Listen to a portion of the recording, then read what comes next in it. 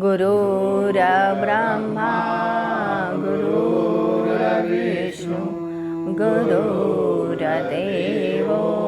महेश्वर गुरु साक्षात् परं ब्रह्म तस्मै श्री गुरुवे नमः। आइए आगे की तरफ पढ़ते हैं। आप कहते हो हम साधन भजन क्यों करें? जैसा आपका जीवन होगा, जैसा कर्म होगा, वैसा ही फलित होगा। परंतु जो निष्काम कर्म किया है वह आपको बचा देता है। साधु मिलन का मतलब ही है भगवान के प्रति भक्ति पैदा करा देना। आप धर्मात्मा होगे, भगवान आपकी रक्षा करेगा। आपको या आपके बेटे को कष्ट झेलना पड़ सकता था या कष्ट भोगना होता, परंतु आप शांत भाव से चित्त से चलते चले जा रहे हो भगवत राह पे। अतः कहा भी गया है, उठ जाग मुसाफिर भोर भई, अब रैन कहाँ जो सोवत है। जो सोवत है वह खोवत है, जो जागत है वह पावत है।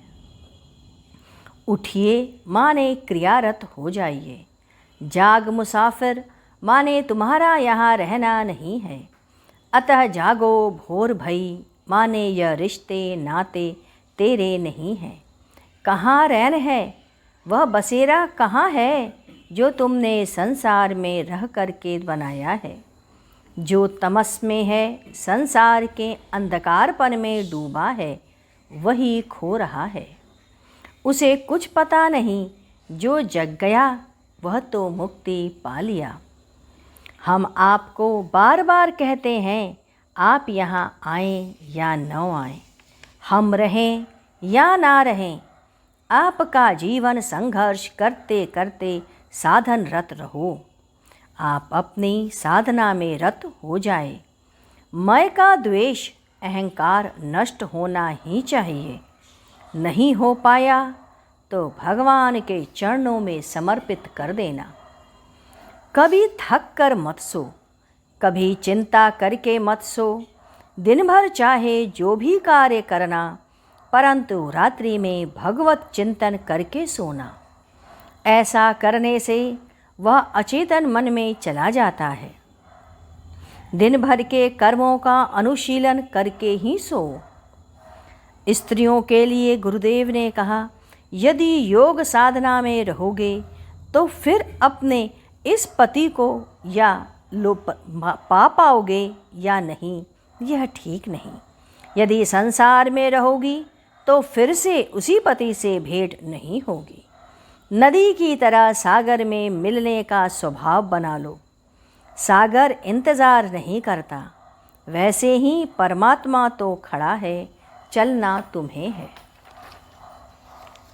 इसके पश्चात 14 दिसंबर सन 1996। आज के सत्संग में गुरुदेव ने कहा, एक बार एक महिला जो हनुमान स्वामी की भक्त थी, उसने बड़ी तन्मयता से पूजा की। घी चुपड़ कर रोटी देती, उसका मुख चूमती, वह परेशान से हो गए। महिला हनुमान स्वामी के प्रति पुत्र भाव जग रही थी। हनुमान स्वामी अब उससे पिंड छुड़ाना चाहते थे।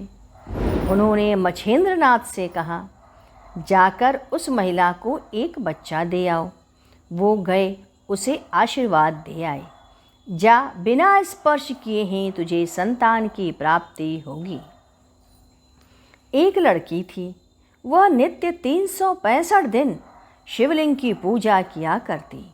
उसे धोती, पोंछती और पूजा करती।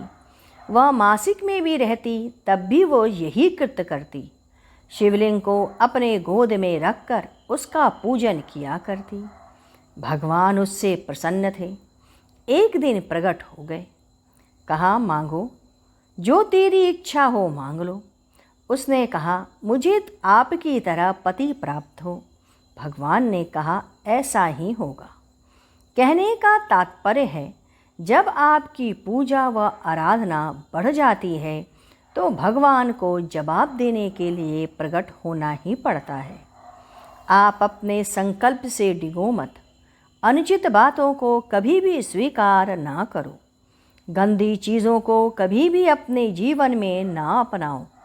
जैसे जूतों में जो धूल लगी होती है वह ब्रश से झाड़कर पहनते हैं, पॉलिश लगा देते हैं, उसी तरह आप अपने अंदर के विचारों को शुद्ध रखो। अशुद्ध और अनुचित बातों को झाड़ करके निकाल दो। रैदास एक बार एक ब्राह्मण के साथ जा रहे थे। रास्ते में एक जगह ब्राह्मण ने कहा, जब इतनी दूर आ ही गए हैं तो चलो गंगा स्नान कर लिया जाए। हम लोग शुद्ध तो हो लें। रैदास ने कहा, आप जाकर स्नान कराओ, मेरा माला और नैवेद्य गंगा माँ को दे देना। उसने कहा, रैदास ने आज तक कुछ नहीं किया, यह माला और नैवेद्य ले लो। ब्राह्मण गंगा किनारे आया। सोचा, रैदास ने तो वस्तुएं चढ़ाने को नहीं बल्कि देने को कहा है। उसने आवाज़ दी, हे माँ गंगे, रैदास ने यह माला और नैवेद्य भेजा है, ग्रहण कर लो। गंगा नदी से 2 हाथ बाहर निकल आए और उस पे सामान को लेकर के वह गायब हो गए। ब्राह्मण देवता रैदास के पास उनके चरणों पर गिर पड़े।